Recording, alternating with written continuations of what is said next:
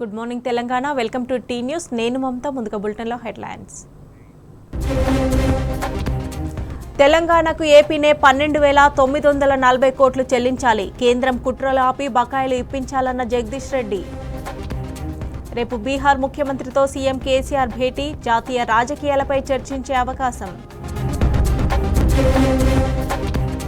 అభివృద్ధి తెలంగాణను మోదీ ఓర్వలేకపోతున్నారు. గుజరాత్ గులాములు దండయాత్రను తిప్పికొట్టాలన్న ముఖ్యమంత్రి. రాష్ట్రంలో మహాయజ్ఞంలా హరితహారం. 8 విడతల్లో 268 కోట్లకు పైగా మొక్కలు నాటిన తెలంగాణ. పన్నుల డబ్బుతో విపక్ష ప్రభుత్వాలను కూల్చుతున్నారు. మోదీ పాలనలో ప్రజాస్వామ్యం ప్రమాదంలో పడిందన్న కేజ్రీవాల్. గుజరాత్లో అమ్మకానికి చదువులు. బీటెక్లో 50% మేనేజ్మెంట్ కోటా సీట్లే.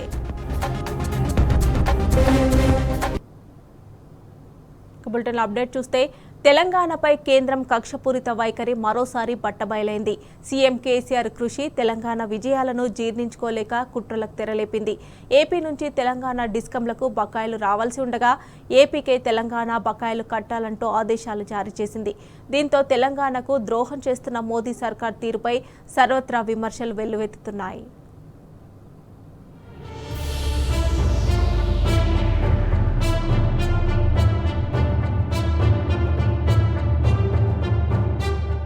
ఆంధ్రప్రదేశ్కు విద్యుత్ బకాయిలు చెల్లించాలంటూ తెలంగాణ ప్రభుత్వానికి విద్యుత్ సంస్థలకు కేంద్ర ప్రభుత్వం తాజాగా హుకుం జారీ చేయడం విడ్డూరంగా ఉంది.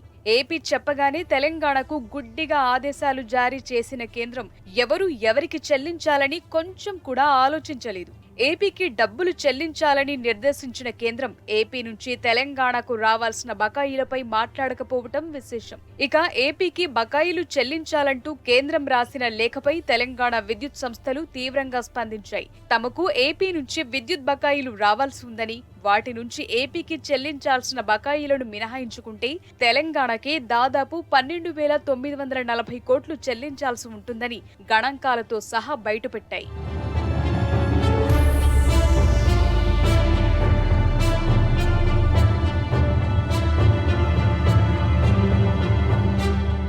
కేంద్రం నిజంగానే పెద్ద మనిషిలాగా వ్యవహరించాలనుకుంటే రెండు వైపుల నుంచి గణాంకాలను తెప్పించుకోవాలని విద్యుత్ అధికారులు హితవు పలికారు.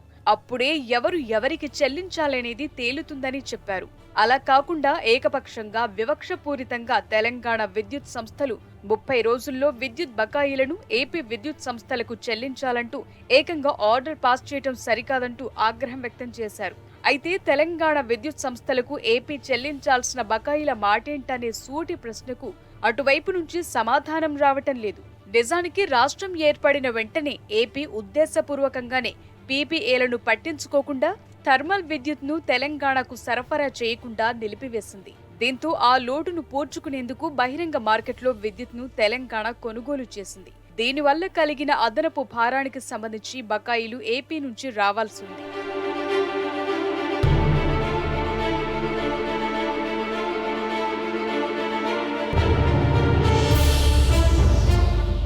అలాగే జల విద్యుత్ సరఫరాను మాచ్కన్ తుంగభద్ర డ్యాం నుంచి రావాల్సిన విద్యుత్ను కూడా నిలిపివేయటంతో తెలంగాణపై మరింత భారం పడింది.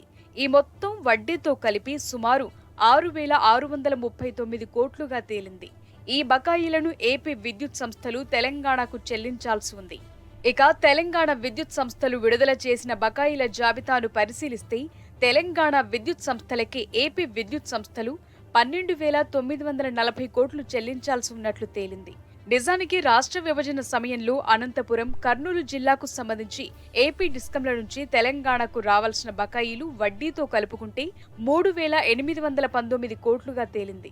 అలాగే పవర్ కొనుగోలుకు సంబంధించి ఏపీ డిస్కంల నుంచి తెలంగాణ విద్యుత్ సంస్థలకు 6,639 కోట్లు చెల్లించాల్సి ఉంది.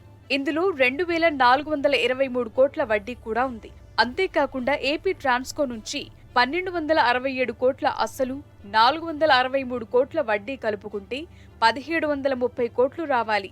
దీంతో పాటు ఏపీ జెన్కో నుంచి తెలంగాణకు 4,026 కోట్లు రావాలి.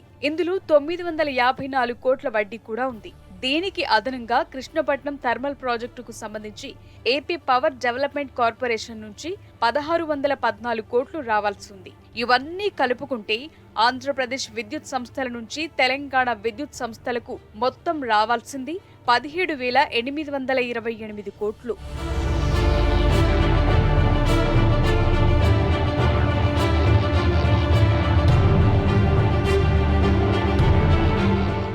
అటు తెలంగాణ విద్యుత్ సంస్థలు ఏపీ విద్యుత్ సంస్థలకు 4,887 కోట్లు ఇవ్వాల్సి ఉంది. ఈ మొత్తాన్ని మినహాయించుకుంటే ఏపీ విద్యుత్ సంస్థలే 12,940 కోట్లను తెలంగాణ విద్యుత్ సంస్థలకు చెల్లించాల్సి ఉందనేది సుస్పష్టం. కానీ ఈ గణాంకాల జోలికి వెళ్లకుండా కేవలం ఏపీకి మీరు చెల్లించాల్సినవి చెల్లించండంటూ తెలంగాణకు హుకుం జారీ చేసింది కేంద్రం. ఇరు రాష్ట్రాల మధ్య నెలకొన్న బకాయిల వివాదాన్ని పరిష్కరించాల్సిన కేంద్రం ఇలా ఏకపక్షంగా ఒకవైపు మాటలు వింటూ తెలంగాణపై జులుం ప్రదర్శిస్తోంది. 30 రోజుల్లోనే బకాయిలు చెల్లించండంటూ ఆదేశించడం కేంద్రంలోని బీజేపీ ప్రభుత్వ ఫ్యాసిస్టు ధోరణికి నిదర్శనమని సర్వత్రా విమర్శలు వెల్లువెత్తుతున్నాయి.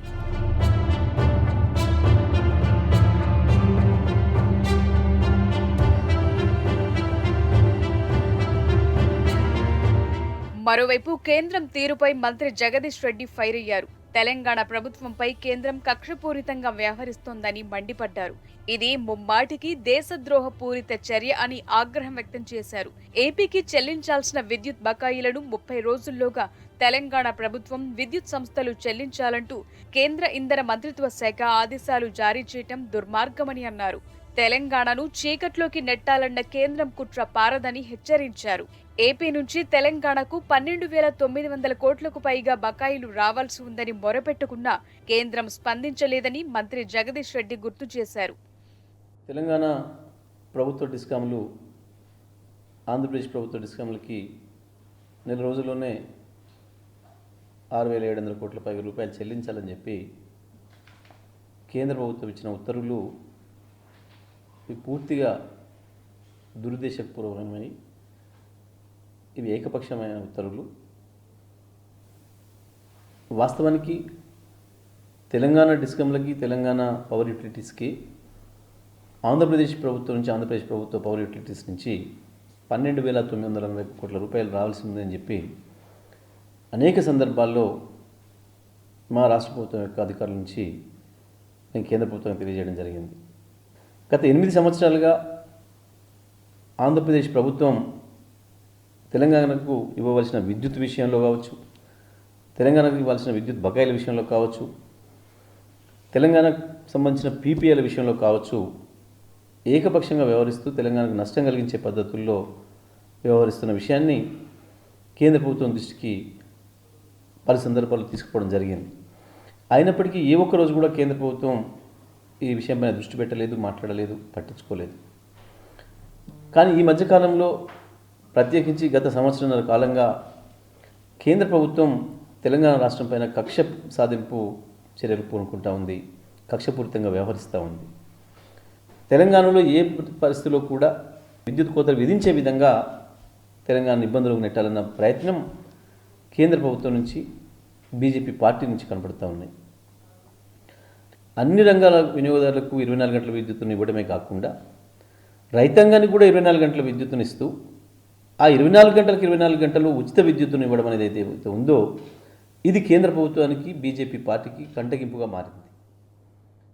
అయితే 2014 ఎన్నికల ప్రచారంలో దేశంలో వెలుగులు నింపుతామంటూ మోదీ చెప్పిన మాట దక్కేలా లేదని మంత్రి జగదీష్ రెడ్డి విమర్శించారు. గుజరాత్ సహా అన్ని రాష్ట్రాల్లో విద్యుత్ రంగం సంక్షోభంలో ఉండగా ఒక్క తెలంగాణ మాత్రమే అన్ని వర్గాలకు కోతలు లేకుండా 24 గంటలు విద్యుత్ సరఫరా చేస్తోందని వెల్లడించారు. దీంతో సీఎం కేసీఆర్ సాధించిన ఈ విజయాలను బీజేపీ ప్రభుత్వం జీర్ణించుకోలేకపోతోందని దుయ్యబట్టారు. వ్యవసాయానికి 24 గంటల ఉచిత విద్యుత్కు అడ్డుపుల్ల వేసేందుకు చేస్తోన్న ప్రయత్నాల్లో భాగమే ఈ ఆదేశాలని మండిపడ్డారు.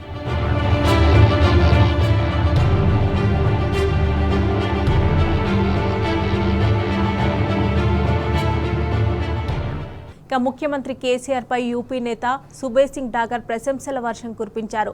అభివృద్ధి సంక్షేమ పథకాల అమలులో తెలంగాణ దేశానికి ఆదర్శంగా నిలిచిందని కొనియాడారు. సీఎం కేసీఆర్ రైతులు పేదల పక్షపాతి అని ప్రశంసించారు. కానీ అటు కేంద్రంలోని మోదీకి యూపీలోని యోగి రైతులను కనీసం పట్టించుకోవడం లేదని విమర్శించారు. ఇలాంటి సమయంలో దేశానికి సీఎం కేసీఆర్ అవసరముందని తేల్చి చెప్పారు యూపీ నేత సుబేర్ సింగ్ డాగర్.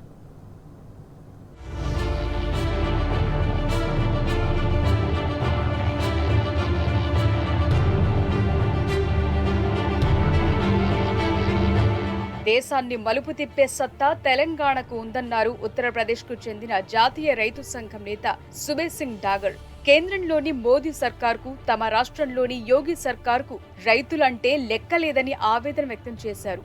మోదీ విధానాల వల్ల దేశంలో ఏ వర్గము సంతోషంగా లేదని చెప్పారు. జాతీయ రైతు ఐక్య సంఘటన రూపంలో మోదీకి తగిన గుణపాఠం తప్పదని హెచ్చరించారు. దేశంలో రైతాంగం ఎదుర్కొంటున్న సమస్యలపై ముఖ్యమంత్రి కేసీఆర్ తో చర్చించేందుకు యూపీ నుంచి వచ్చిన సుబేర్ సింగ్ డాగర్ పలు ఆసక్తికర అంశాలను వెల్లడించారు. ఉత్తరప్రదేశ్, గుజరాత్, హర్యానా, రాజస్థాన్, మధ్యప్రదేశ్ వంటి రాష్ట్రాలు వ్యవసాయ రంగంలో సవాళ్లను ఎదుర్కొంటున్నాయని తెలిపారు. సుదీర్ఘ కాలంగా ఉనికిలో ఉన్న రాష్ట్రాల కంటే తెలంగాణ అన్ని రంగాల్లో అద్భుత ప్రగతిని సాధించిందని ప్రశంసించారు. సీఎం కేసీఆర్ విజనరీ లీడర్షిప్ ను దేశం కోరుకుంటోందని స్పష్టం చేశారు.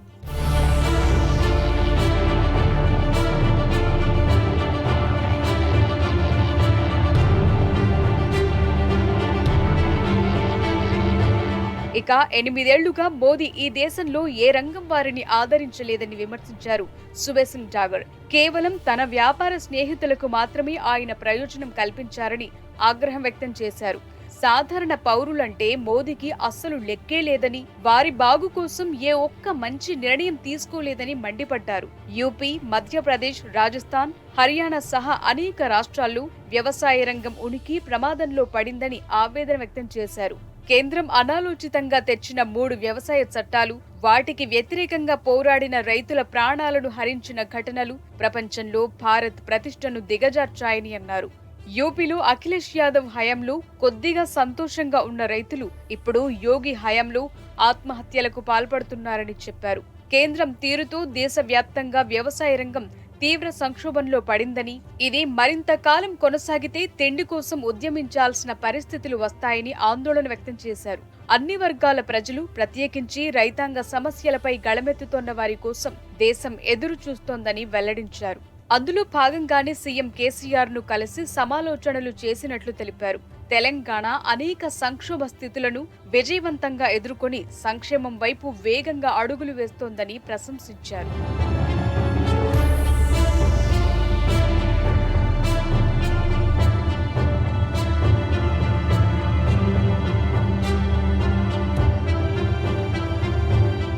మరోవైపు సీఎం కేసీఆర్ అన్ని వర్గాలను ఆదుకుంటున్నారని ప్రశంసల వర్షం కురిపించారు సుబేర్ సింగ్ డాగర్. కులవృత్తులను ఆదుకుని ప్రోత్సహించడం వల్ల వారికి గౌరవాన్నిచ్చారని తెలిపారు. దళితులను వ్యాపారవేత్తలుగా మార్చాలనే ముఖ్యమంత్రి కృషి చాలా గొప్పదని కొనియాడారు. కానీ తమ సొంత రాష్ట్రం యూపీలో దళితులను ఇప్పటికీ కనీసం మనుషులుగా కూడా చూడటం లేదని ఆయన ఆవేదన వ్యక్తం చేశారు. తెలంగాణలో దళిత బంధు ద్వారా అర్హులైన దళిత కుటుంబాలకు 10 లక్షల సహాయం చేయటం అనేది విప్లవాత్మక సాహసోపేత నిర్ణయమని, ఇవన్నీ సీఎం కేసీఆర్ తోనే సాధ్యమని స్పష్టం చేశారు. అందుకే దేశానికి తెలంగాణ మోడల్. ముఖ్యమంత్రి కేసీఆర్ ఆలోచన విధానం అనుసరణీయమని చెప్పారు.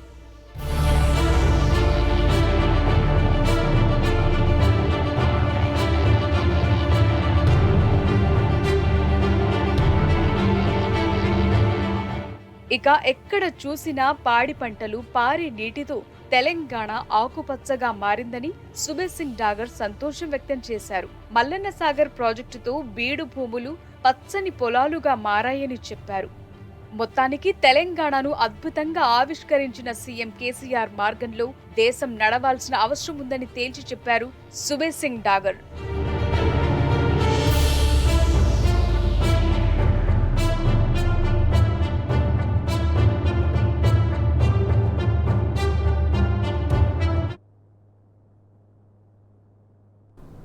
సాంప్రదాయేతర ఇంధన వనరుల వినియోగంలో టాప్ ప్లేసే లక్ష్యంగా తెలంగాణ పనిచేస్తుంది. ఇప్పటికే సోలార్ ఎనర్జీలో దూసుకుపోతున్న తెలంగాణ టాప్ ప్లేస్ను దక్కించుకునేందుకు పలు రకాల సంస్కరణలకు శ్రీకారం చుట్టింది. ఇందులో భాగంగా విండ్ ఎనర్జీ ఉత్పత్తి పెంచడంతో పాటు విద్యుత్ ఆదా చేసే పరికరాలను ప్రోత్సహిస్తోంది.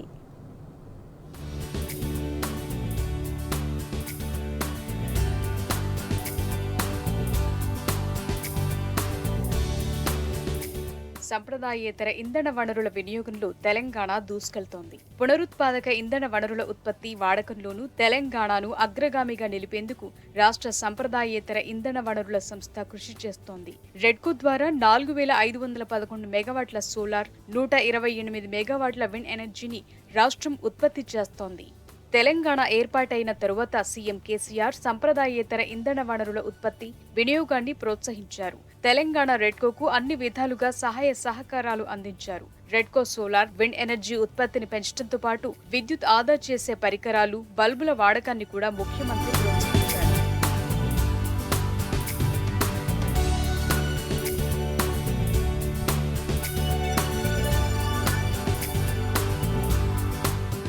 ఇక రాష్ట్ర ప్రభుత్వం electric vehicle energy storage solution పాలసీని తీసుకొచ్చింది. పునరుత్పాదక ఇంధన కార్యక్రమం కింద తెలంగాణ 4511.77 మెగావాట్ల సౌర విద్యుత్ను ఉత్పత్తి చేస్తోంది. విద్యుత్ను ఆదా చేసే సమర్థ ఉపకరణాల పంపిణీ, డిమాండ్ సైడ్ మేనేజ్మెంట్ యాక్టివిటీ కింద ఎల్ఈడి స్ట్రీట్ లైట్లు ఏర్పాటు చేస్తోంది. వాణిజ్య భవనాల కోసం ఇంధన పరిరక్షణ బిల్డింగ్ కోడ్ను అమలు చేస్తోంది. విద్యుత్ సంరక్షణ కార్యక్రమాల వల్ల రాష్ట్రంలో 1005 మిలియన్ యూనిట్ల విద్యుత్ ఆదా కాగా దాని విలువ 3.30 లక్షల మెట్రిక్ టన్నుల చమురు శక్తికి సమానం. అన్ని గ్రామ పంచాయతీల్లో ప్రస్తుతం ఎక్కువ విద్యుత్ అవసరమయ్యే లైట్ల స్థానంలో ఎల్ఈడి వీధి లైట్లను వాడుతున్నారు. దీంతో వార్షిక ఇంధన పొదుపులు 50% సాధించొచ్చని రెడ్కో అంచనా వేసింది.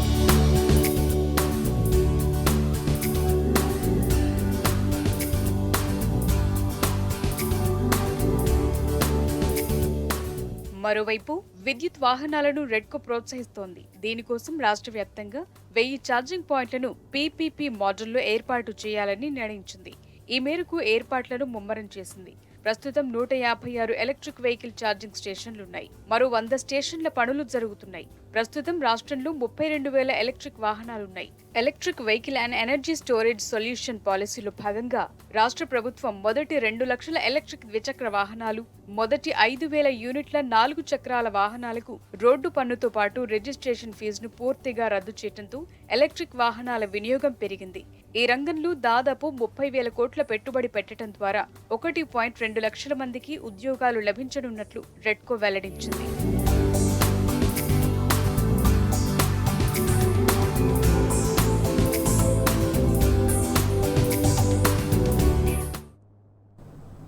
సీఎం కేసీఆర్ చేపట్టిన తెలంగాణకు హరితహారం కార్యక్రమం ఆశించిన లక్ష్యం దిశగా కొనసాగుతోంది. మంత్రులు, ప్రజాప్రతినిధులు, విద్యార్థులు, అధికారులు క్షేత్రస్థాయిలో పెద్ద ఎత్తున హరితహారంలో భాగస్వాములయ్యారు. రాష్ట్రంలోని 6 జిల్లాల్లో లక్ష్యానికి మించి మొక్కలు నాటారు. దీంతో రాష్ట్రం పచ్చదనంతో కలకలలాడుతోంది.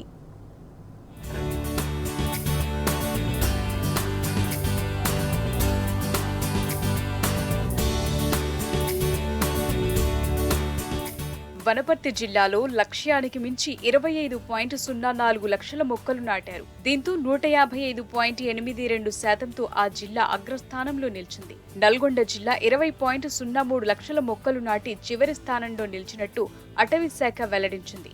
ఇప్పటి వరకు రాష్ట్ర వ్యాప్తంగా 8 విడతల హరితహారం ద్వారా 268.16 కోట్ల మొక్కలు నాటినట్టు అటవీ శాఖ వెల్లడించింది.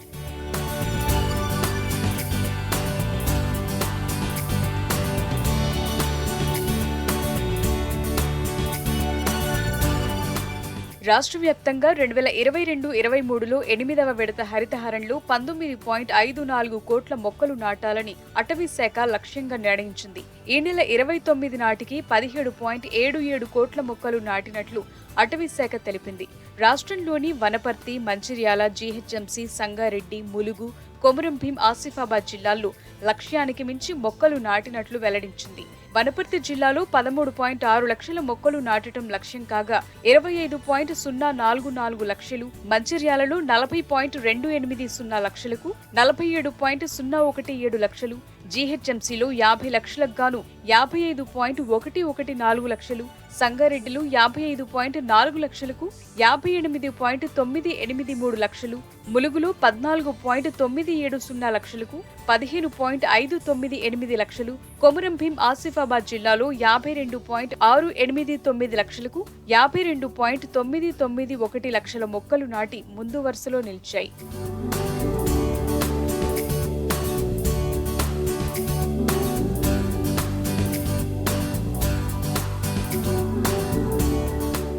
ఇక రాష్ట్ర వ్యాప్తంగా మరో 4 జిల్లాల్లో మొక్కలు నాటే కార్యక్రమం 90% పైగా పూర్తయింది.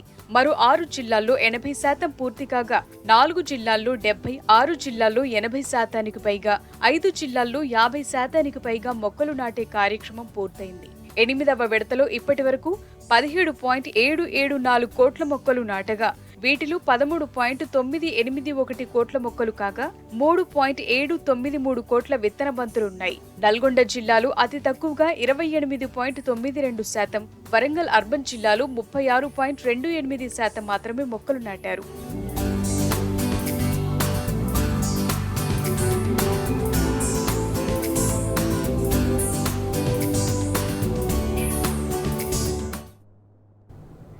సెప్టెంబర్ 3వ తేదీన రాష్ట్ర కేబినెట్ భేటీ కానుంది.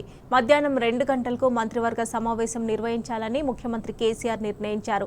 ఈ సమావేశంలో రాబోయే అసెంబ్లీ సమావేశాల తేదీల ఖరారు, నిర్వహణ తదితర అంశాలపై చర్చించనున్నారు.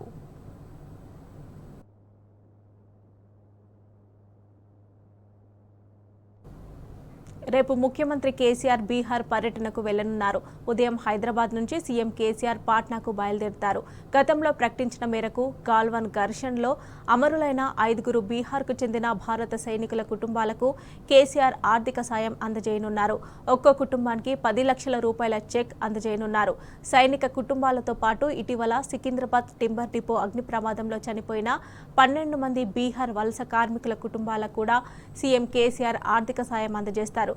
ఒక్కో వలస కూలీ కుటుంబానికి 5 లక్షల రూపాయల చెక్ అందిస్తారు. బీహార్ ముఖ్యమంత్రి నితీష్ కుమార్తో కలిసి సీఎం కేసీఆర్ చెక్కులు పంపిణీ చేయనున్నారు. అనంతరం బీహార్ ముఖ్యమంత్రి నితీష్ కుమార్ ఆహ్వానం మేరకు మధ్యాహ్నం లంచ్ కార్యక్రమంలో సీఎం కేసీఆర్ పాల్గొనున్నారు. ఈ సందర్భంగా జాతీయ రాజకీయాలపై ఇరువురు ముఖ్యమంత్రులు చర్చించనున్నారు.